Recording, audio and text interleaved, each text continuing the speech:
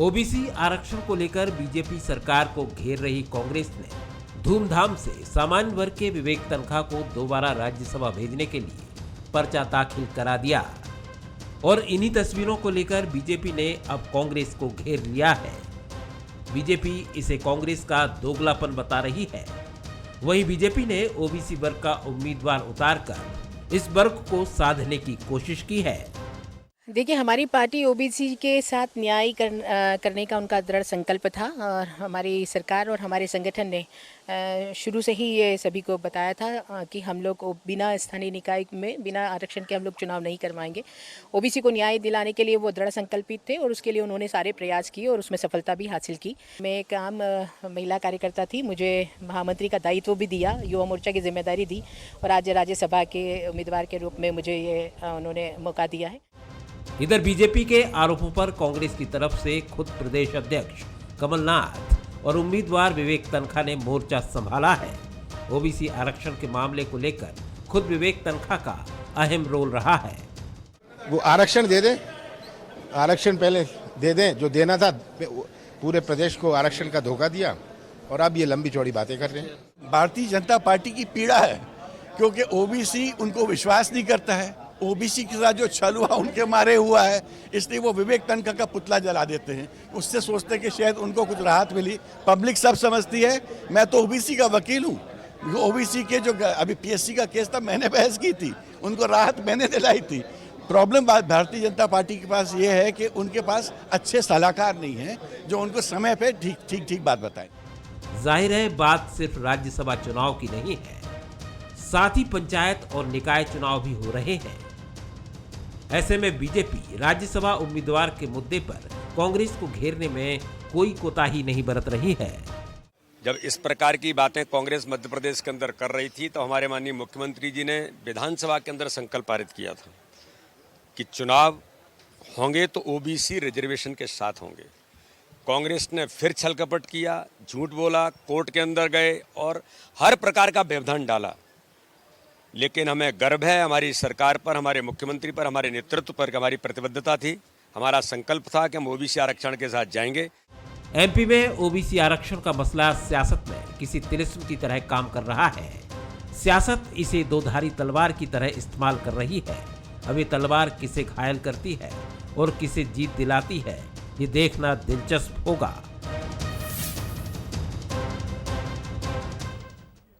नमस्कार, मैं हूं मनोज सैनी। आज का मुद्दा में आपका स्वागत है। आज का मुद्दा है ओबीसी की राज्यसभा। पिछले कुछ महीनों से ओबीसी का मुद्दा एमपी की सियासत के केंद्र में है। जाहिर है पंचायत और नगरीय निकाय के साथ राज्यसभा चुनावों में यह मुद्दा गूंज रहा है। ओबीसी आरक्षण को लेकर मुखर कांग्रेस ने विवेक तन्खा को उम्मीदवार क्या बनाया। भारतीय जनता पार्टी के निशाने पर पूरी कांग्रेस आ गई। वहीं भारतीय जनता पार्टी ने ओबीसी वर्ग का उम्मीदवार देकर इस वर्ग को रिझाने की कोशिश की है। अब सवाल यही है कि लंबे समय से ओबीसी आरक्षण का मुद्दा गरमाया हुआ है। सुप्रीम कोर्ट ने साफ कर दिया, मध्य प्रदेश में पंचायत नगरीय निकाय के चुनाव भी उसी आधार पर हो रहे जैसा सुप्रीम कोर्ट ने कहा। लेकिन बात राज्यसभा तक पहुंच गई क्योंकि बीजेपी ने कविता पाटीदार को बना दिया जो ओबीसी वर्ग से आती है और विवेक तन्खा साहब पहले भी राज्यसभा से चुने गए थे और दूसरी बार फिर मौका दिया है।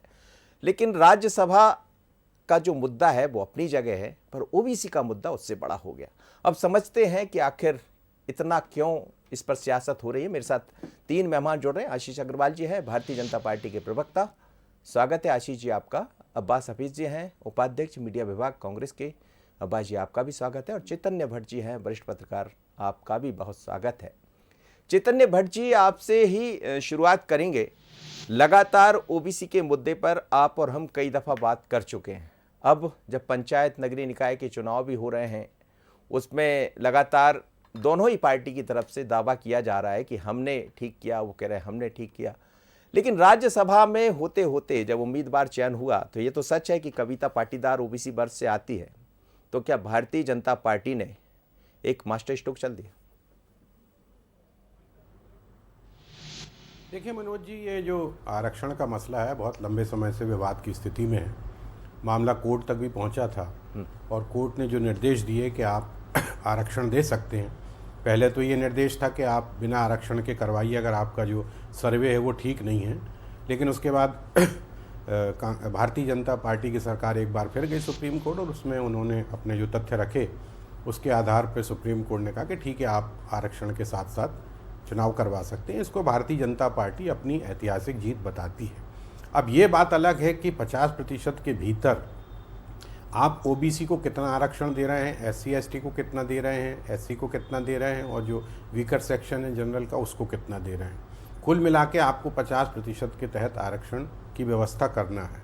तो जाहिर सी बात है कि कहीं कहीं अगर जनसंख्या के हिसाब से अगर आप आरक्षण दे रहे हैं तो कहीं दूसरों की सीट कट रही है। अब कांग्रेस ने तो स्पष्ट आरोप लगाया कमलनाथ जी ने कि 9 से 10% आरक्षण मिला है ओबीसी को। वहीं दूसरी तरफ भूपेंद्र सिंह का कहना है कि हमने तो 30% आरक्षण दिया है। अब वो किन आधार पे अपने अपने तर्क दे रहे हैं, ये एक अलग मुद्दा है। दूसरी बात, जहाँ तक राज्यसभा में जाने की बात है, तो मुझे लगता है कि कांग्रेस के पास मात्र एक सीट थी मध्य प्रदेश से, और उम्मीदवार तो कई थे, अरुण सिंह जी भी थे, आपके अजय सिंह जी भी थे, लेकिन विवेक तनखा के बारे में ये माना जाता है कि वो चूंकि दिल्ली में रहते हैं और कांग्रेस के हाईकमान से उनके बहुत अच्छे ताल्लुकात हैं। दूसरी बात है कि वो सुप्रीम कोर्ट के मशहूर वकील हैं। निश्चित तौर पे बहुत से राजनीतिक दलों को बहुत से मुकदमों का सामना करना पड़ता है। ऐसी स्थिति में एक ऐसा व्यक्ति होना चाहिए जो इन मुकदमों का सामना कर सके। दूसरी बात, वो सामाजिक तौर पे भी काफ़ी सक्रिय हैं और हाईकमान की इच्छा के अनुसार उन्होंने पिछला लोकसभा का चुनाव भी लड़ा था, जबकि वो इसके लिए अनिच्छुक थे जबलपुर से। उसके बाद भी हाईकमान के निर्देश पे उन्होंने चुनाव लड़ा। ये बात अलग है कि वो हार गए। तीसरी बात यह है कि कश्मीर पंडितों का जो मसला चल रहा है देश में, उसको भी साधने की कोशिश कांग्रेस ने की है। और दूसरा, एक सबसे बड़ा जो संदेश देने की कोशिश की है आनंद शर्मा और गुलाम नबी आज़ाद को राज्यसभा न भेजने का, कि असंतुष्ट नेताओं के जो असंतोष है उसको कोई बहुत ज़्यादा महत्व नहीं दिया जा सकता है। ये बात सही है कि विवेक तनखा भी G23 के उसमें आते थे, लेकिन उन्होंने कभी मुखर होकर, कभी कांग्रेस के जो आला कमान है उनकी कभी मुखर होकर आलोचना नहीं की। उन्होंने अपने जो भी अपनी बात कहनी चाहिए बहुत सधे शब्दों में कही। तो मुझे लगता है कि विवेक तनखा एक ऐसे उम्मीदवार थे कि कांग्रेस के सामने उनके अलावा कोई दूसरा उम्मीदवार नहीं था। दूसरी बात यह कि कमलनाथ जी और दिग्विजय सिंह से भी उनके बहुत अच्छे ताल्लुकात थे, इसलिए भी उनको राज्यसभा में भेजने का निर्णय लिया गया। ये बात ठीक है कि निर्णय लिया गया, लेकिन बात ये भी हो रही है, ओबीसी की बात हो रही है। फिर अब्बास जी, सवाल यही है कि कांग्रेस लगातार ओबीसी की बात कर रही है।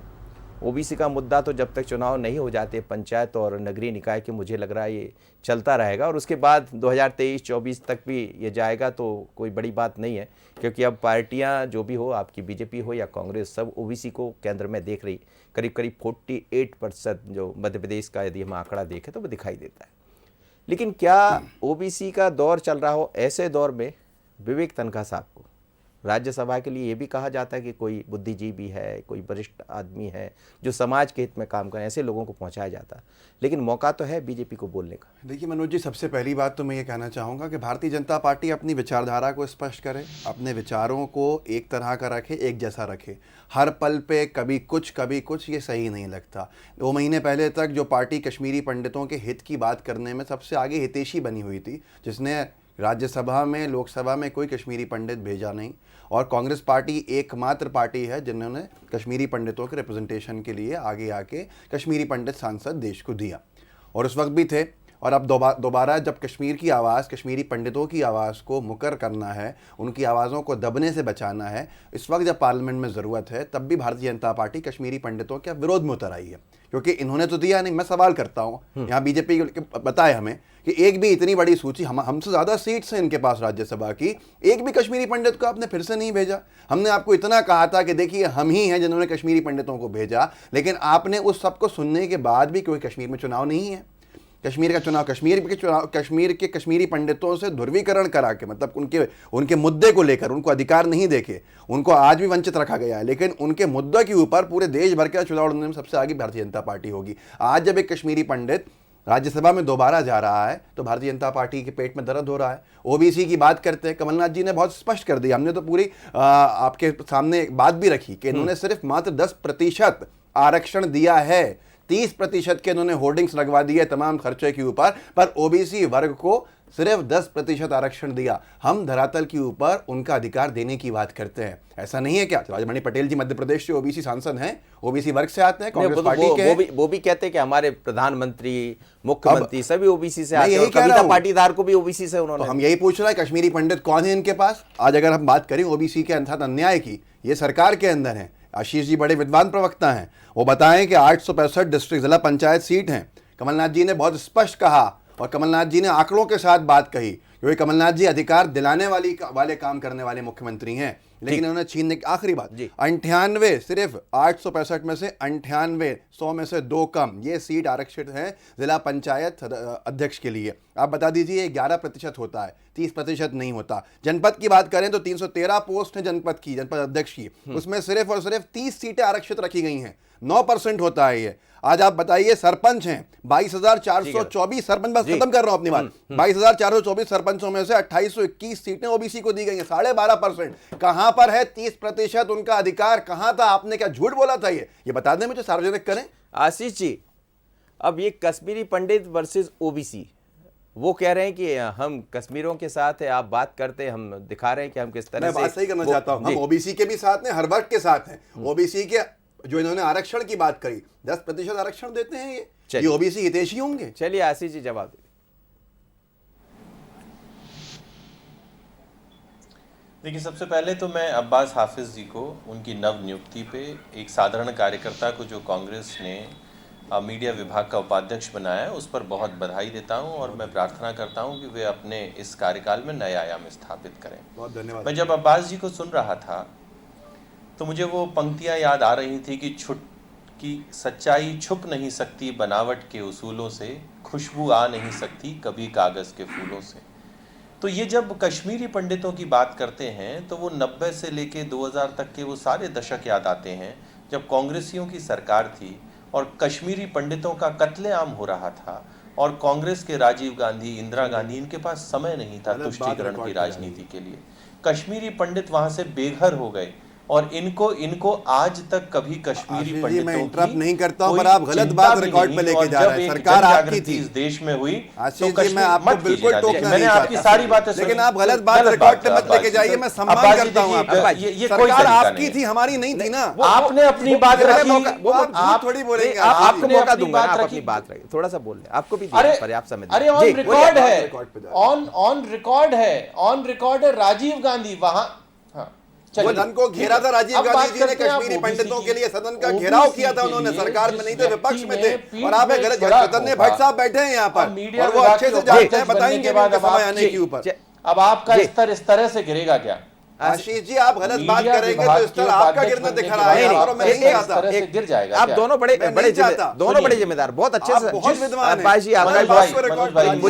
मुझे तो देखकर इतना अच्छा लगा था कि दोनों मेहमान कितना मतलब संयम धैर्य दोनों। ये कोई तरीका नहीं, आप रोक नहीं सकते। बोलिए आशीष जी, देखिए अपनी बात कीजिए। देखिए पिछड़े वर्ग की पीठ में जिस व्यक्ति ने छुरा घोंपा, जिस व्यक्ति ने उस पूरे के पूरे अभियान को, जिसमें कोर्ट में जाके उस 27% आरक्षण को विफल करना था, जिसने लीड किया, उस ओबीसी विरोधी व्यक्ति को कांग्रेस ने नामित करके बता दिया है कि कांग्रेस आधिकारिक रूप से ओबीसी विरोधी है। बड़ा ही हास्यास्पद है, जो कांग्रेसी अभी कुछ दिन पहले तक मध्य प्रदेश में ओबीसी आरक्षण के नकली आंसू निकालती थी, आज ओबीसी विरोधी को नामित करके उसको डिफेंड करती है।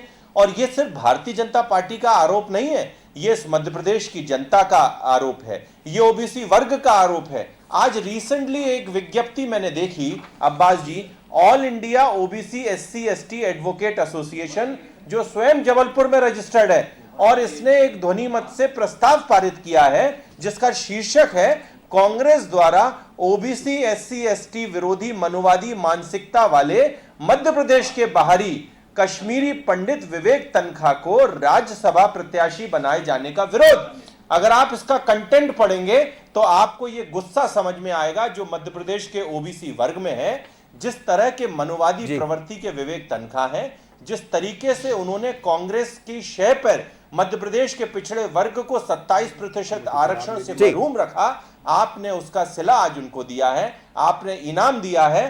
और ये मध्य प्रदेश का ओबीसी वर्ग नोट करके रखेगा, जो चुनावों में आपको परिणाम देगा। और कभी आपको कश्मीरी पंडितों पे बहस करनी हो तो मनोज जी से मैं निवेदन करता हूं कि वो रखें। नहीं, मैं आपको प्रमाण सहित बताऊंगा आपके काले चिट्ठे। हम चाह रहे हैं कि ओबीसी का मुद्दा इस मनोज जी है कि ये भाजपा समर्थित कोई सा संगठन बन के कोई भी अपना रेजोल्यूशन पास कर दे, उसकी कोई वैल्यू नहीं होती है। आज ओबीसी समाज के साथ मैं सवाल पूछ रहा हूं, विरोध करे वो भाजपा सवाल पूछ रहा हूं, सवाल पूछ रहा हूं आशीष जी, दो सवाल हैं आशीष जी, दो बातें हैं यहाँ पर, दो बातें हैं।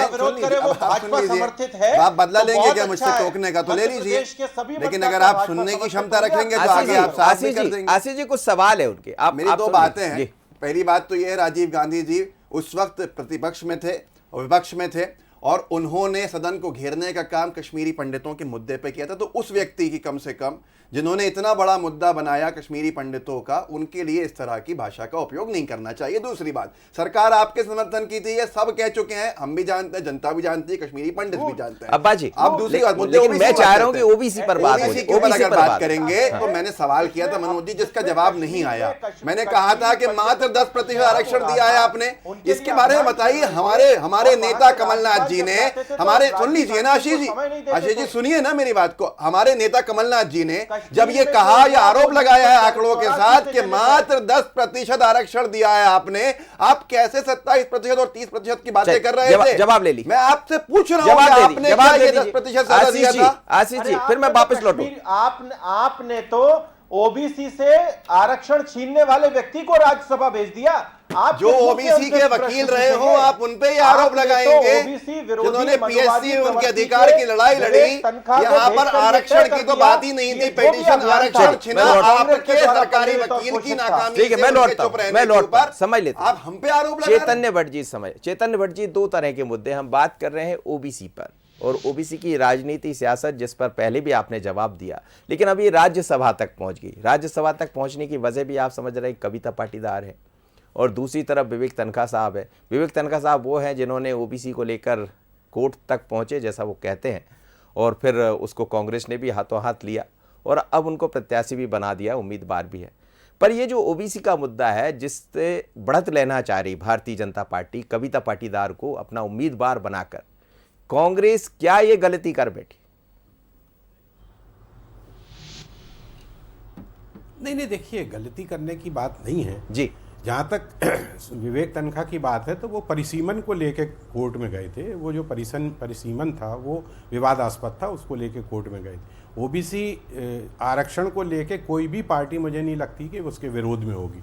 दोनों ही पार्टियां ओबीसी को आरक्षण देने के लिए वकालत करती रही हैं और अपने अपने स्तर पर पहले उन्होंने 27% की बात की, उसके बाद भारतीय जनता पार्टी ने 35% की बात की। तो दोनों ही पार्टियां ओबीसी को अपने पक्ष में लाना चाहती हैं, क्योंकि एक बहुत बड़ी जनसंख्या जो है वो मध्य प्रदेश में ओबीसी की है।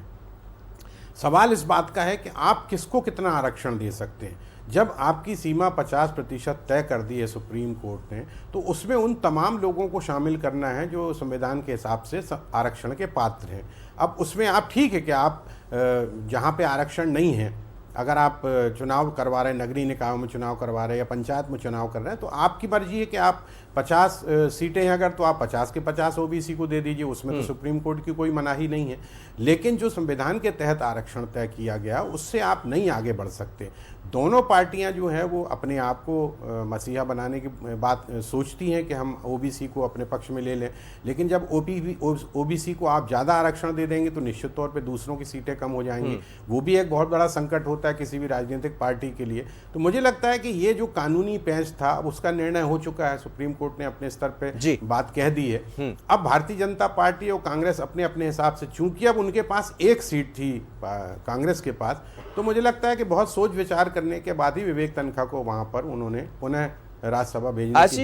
आशीष जी, ये बात जरूर है कि भारतीय जनता पार्टी ने भारतीय जनता पार्टी ने एक तीर से दो निशाने किए हैं। एक तो उन्होंने ओबीसी की कविता पाटीदार को अपना प्रत्याशी घोषित किया, तो एक तरफ ये संदेश देने की कोशिश की कि हम ओबीसी के बहुत बड़े पक्षधर हैं, और दूसरा एक संदेश ये भी गया कि महिलाओं को प्रतिनिधित्व हम करना चाहते हैं। दो तरह के कांग्रेस के पास चूंकि एक सीट थी तो उनको जिस हिसाब से जी दो तरह के मैसेज, बिल्कुल आप सही कह रहे हैं। आशीष जी, सवाल यही है, जो ओबीसी का गणित है, 50% से ज्यादा आरक्षण दे नहीं सकते, ये बात तो सबको पता है, सुप्रीम कोर्ट ने कहा है। फिर कई जगह जाकर, जैसा कांग्रेस का आरोप है, हालांकि आप कहते हैं कि वो गलत कह रहे हैं, थोड़ा सा इसको समझा दीजिए।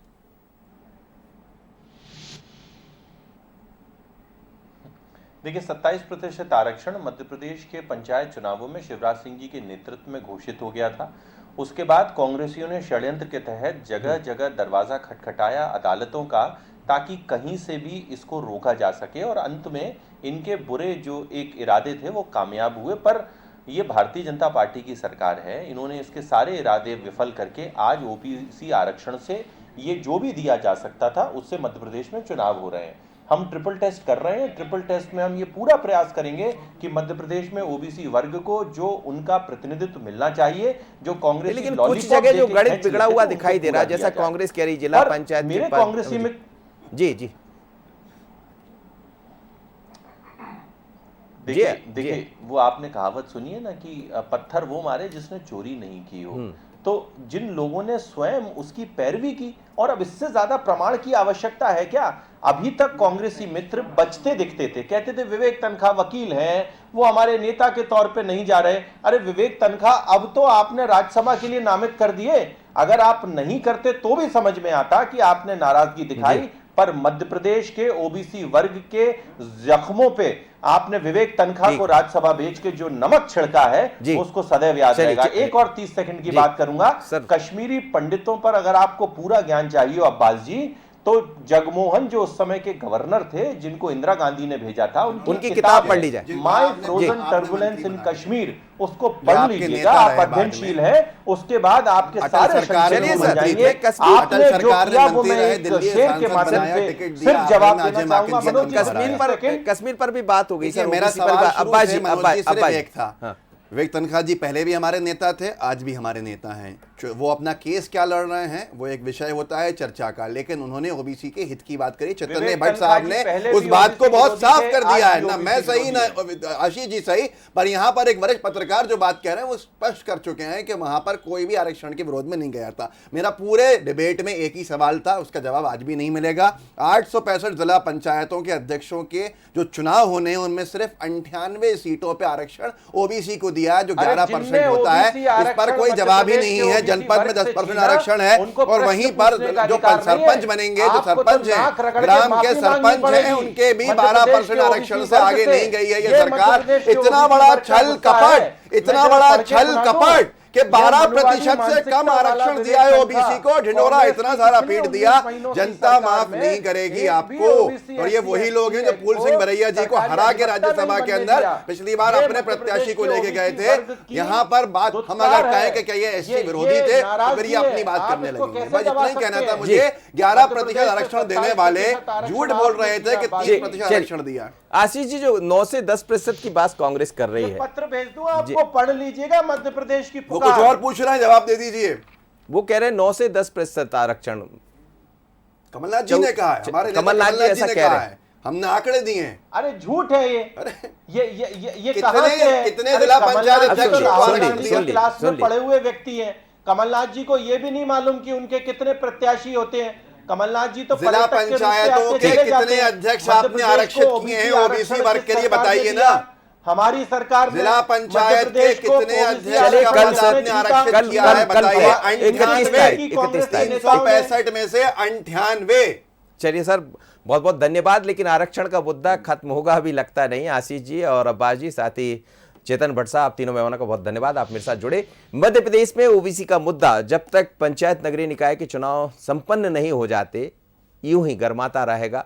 सबके अपने दावे हैं, और दावे में किसकी सच्चाई है ये भी चुनाव के बाद समझ जाएगा। लेकिन राज्यसभा में कविता पाटीदार को उम्मीदवार बनाकर भारतीय जनता पार्टी ये मैसेज जरूर दे देना चाहती है कि ओबीसी के असली जो हम लोग हैं, उनके प्रति जो हम भाव रखते हैं, वो भारतीय जनता पार्टी रखती है। लेकिन सच्चाई तो जनता ही तय करेगी। इन चुनाव में साफ हो जाएगा कि किसकी बात सही थी। मुझे दीजिए इजाज़त, आगे देखिए छत्तीसगढ़ का मुद्दा, सबसे बढ़िया सियासत भैया। मुझे दीजिए इजाज़त, नमस्कार।